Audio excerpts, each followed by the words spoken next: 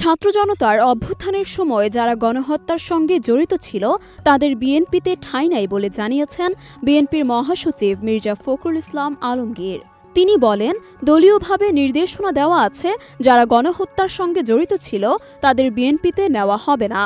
মঙ্গলবার সকাল 11:30টার দিকে ঠাকুরগাঁও প্রেস ক্লাবে মহাসচিবের পক্ষ থেকে শীতার্তদের মাঝে শীতবস্ত্র বিতরণ শেষে সাংবাদিকদের কথা জানান তিনি। মির্জা ফখরুল ইসলাম বলেন, আমাদের নেতাকর্মীদের নির্দেশ দেওয়া আছে, যারা সন্ত্রাসী ও গণহত্যার সঙ্গে জড়িত ছিল তাদের কাউকেই বিএনপিতে নেওয়া হবে না। এ সময় গণতন্ত্রকে প্রতিষ্ঠা করাই দুর্নীতি ফ্যাসিবাদ থেকে উত্তরণের একমাত্র উপায় বলে মন্তব্য করেন বিএনপির মহাসচিব।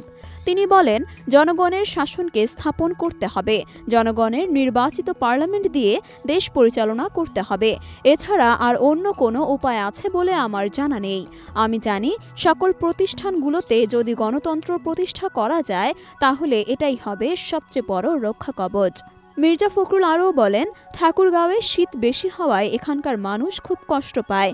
আমরা আশা করেছিলাম সরকারের তরফ থেকে দুস্থ মানুষের মধ্যে শীত বস্ত্র বিতরণ করা হবে, কিন্তু এখন পর্যন্ত সেই ধরনের কোনো উদ্যোগ দেখতে পাইনি। তাই আমরা নিজেরাই দলের পক্ষ থেকে সামান্য শীত বস্ত্র সংগ্রহ করেছি। আমরা আশা করব সরকার এ ব্যাপারে এগিয়ে এসে শীতে দুস্থ ব্যক্তিদের মধ্যে কম্বল বিতরণ করবে। এ সময় জেলা বিএনপির যুগ্ম সাধারণ সম্পাদক পয়গাম আলী, দপ্তর সম্পাদক শরীফুল ইসলাম শরীফ সহ বিএনপির নেতৃবৃন্দ উপস্থিত ছিলেন।